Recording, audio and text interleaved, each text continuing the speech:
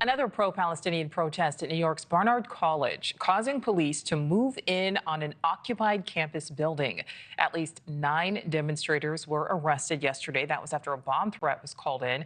And this is the second time in a week protesters have occupied a campus building to try to shift a school disciplinary move. Senior correspondent Laura Ingle is live for us at Barnard College with the very latest. So, Laura, what are the protesters asking for?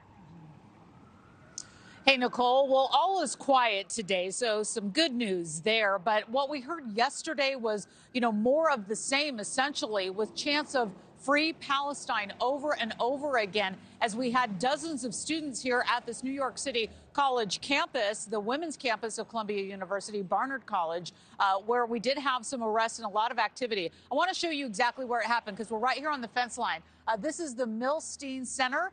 There's a library within that building right there. That is where all the action took place. It began yesterday afternoon when the students occupied that library.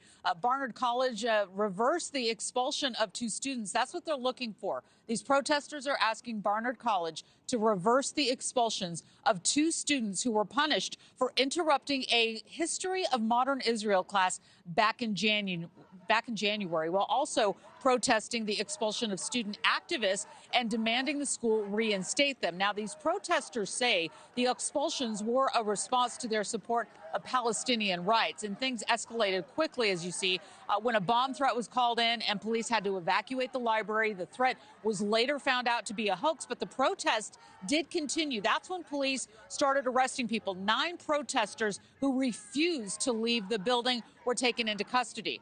Barnard's president condemned the protest, saying it endangered students and staff. She said that police had no choice but to step in to ensure safety. And students are firmly standing by their cause, saying this is about more than just the expulsions. They are fighting back against what they see as a crackdown on student activism. They've also raised concerns about pressure from political leaders, including President Trump, who has threatened to pull funding from universities that allowed these protests to continue. And while the campus is calm right now and classes have resumed, students do say they will keep protesting until their demands are met.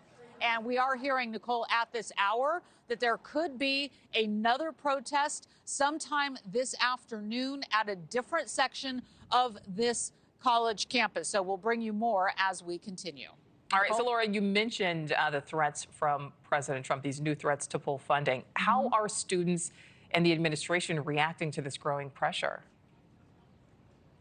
This continues to be a real back and forth. It's walking that fine line, right, between freedom of speech and having people, have some decorum here at this college. And there's been a lot of people, lawmakers alike, who have stepped in and said, look, if you guys can't get this under control, we're going to have to think about taking some actions financially, as to your point there, especially with what President Trump has said in the last few days. Barnard and other universities facing pressure from political leaders who have threatened to cut the funding to universities that don't get this under the control. And also we saw videos from inside this building here yesterday that were widely shared on social media showing protesters chanting, playing drums, covering their faces with scarves. That is a really big part of this, because once administrators and police and campus security comes in to try and deal with it, they actually don't know who they're dealing with, telling people to remove their scarves. Let us see your faces, but they don't do that. And that's when you start seeing the arrest take place. Nicole? All right, yeah, we will certainly see what happens moving forward and later this afternoon. All right, Laura, thank you.